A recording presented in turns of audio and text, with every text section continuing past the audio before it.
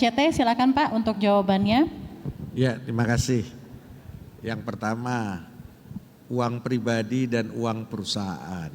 Ya, jadi filosofisnya tadi sama, pengelolaan uang pribadi sudah seperti Pak Emil bilang, jangan besar pasak dari tiang. Ya, intinya begini, ya. Kalau kita punya penghasilan, misalnya 1 bulan dari usaha 5 juta rupiah, jangan 5 jutanya dikonsumsi, karena usahanya tidak akan pernah maju, karena uang hasilnya itu selalu dikonsumsi. Yang terbaik adalah uang hasil usaha tentu sebagian harus dikonsumsi karena Anda harus hidup kan, ya.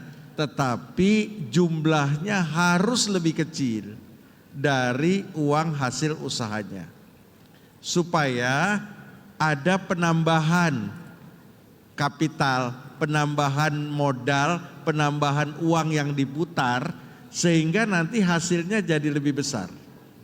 Ya, jadi kalau 5 juta konsumsilah 2 juta, 3 jutanya ditambahkan lagi, usahanya menjadi makin besar.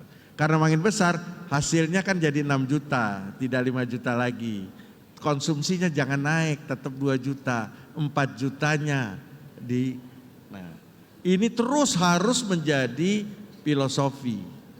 Jadi ada salah satu suku di Indonesia, ya, itu ibaratnya kalau belum kaya makannya tuh pun makan bubur, supaya konsumsinya dia itu kecil, uangnya bisa terus diputar, hasilnya baik.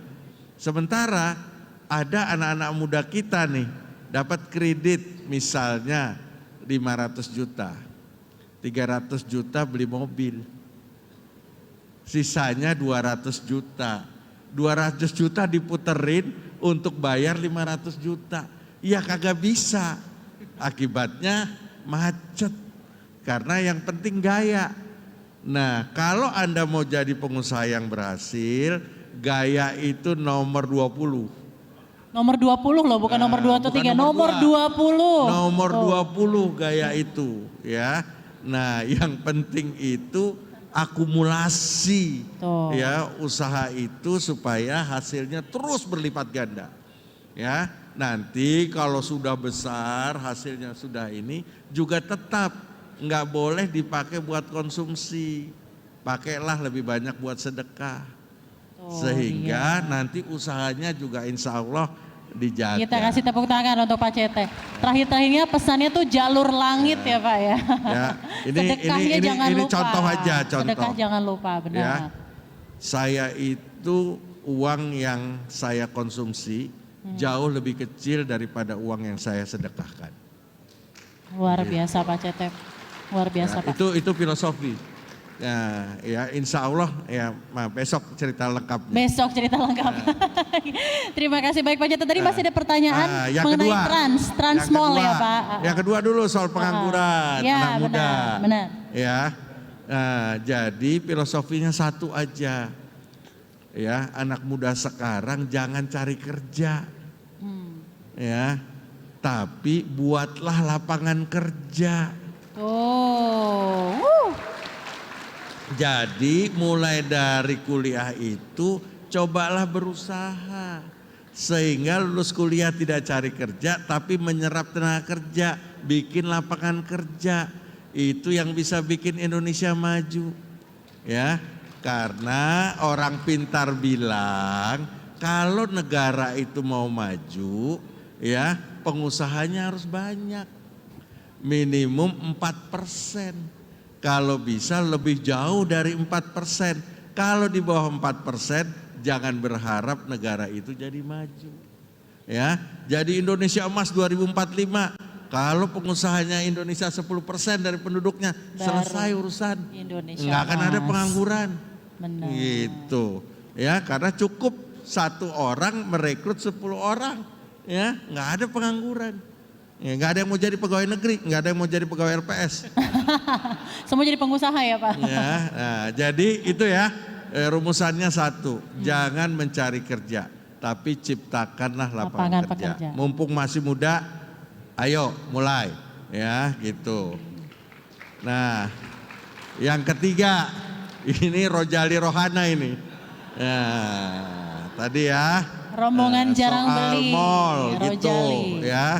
Nah, jadi memang kita akui, ya, bahwa daya beli masyarakat kita sedang turun. Itu harus kita akui. Kenapa? Karena yang pertama kelas menengah kita turun. Itu data statistik, ya sampai akhir tahun lalu aja sudah hampir 10 juta. Kelas menengah kita turun kelas ke bawah.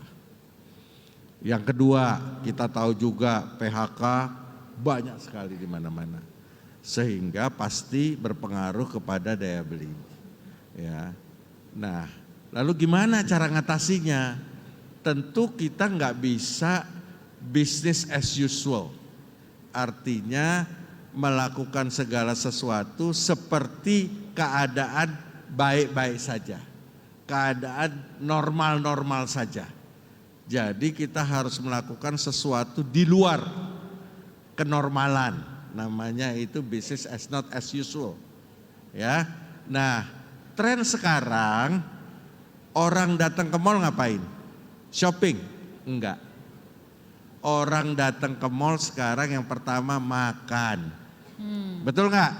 Betul. Nah, makanya jualan makanan. Nah, makanan pun harus yang kekinian. Ya. Anak sekarang semua harus pakai keju. Kopi aja dibikin ada kopi pakai keju. Gitu, ya. Jadi ini aneh, tapi ini kekinian ini nggak bisa berlangsung lama karena kekinian sekarang tahun depan sudah nggak kekinian lagi, ya. Creating lagi sesuatu yang baru. Artinya apa? Kreativitas menjadi kata kunci. Ya, nggak bisa kita bisnis satu sukses terus saja pasti turun. Ya, life cycle daripada bisnis sekarang becoming shorter, becoming lebih pendek. Nah, ini kalau dalam ilmu ekonomi lebih susah memang karena amortisasinya belum selesai terhadap investmentnya, itu trennya sudah berbalik. Ini tapi saya nggak mau ngomong yang ribet-ribet lah, ya. Nah, yang kedua apa? Orang cari hiburan ke mall itu, ya. Apa mulai dari nonton bioskop, main permainan, anak-anak main di play game dan lain sebagainya. Yang ketiga apa? Transport itu sekarang lagi luar biasa. Ya. Penjualan misalnya sport, sepatu, apa ini aktivitas wellness seperti pilates, seperti yoga, Padel udah nyampe Surabaya belum? Apa? Itu lagi tren. Jadi follow the trend. Ya, follow the trend. Jadi siapa yang bisa mengikuti tren, ya, siapa dalam bahasa saya besok di CTW, buy the future with the present value. Siapa yang bisa membeli masa depan dengan harga sekarang, itulah dia yang akan sukses. Terima kasih.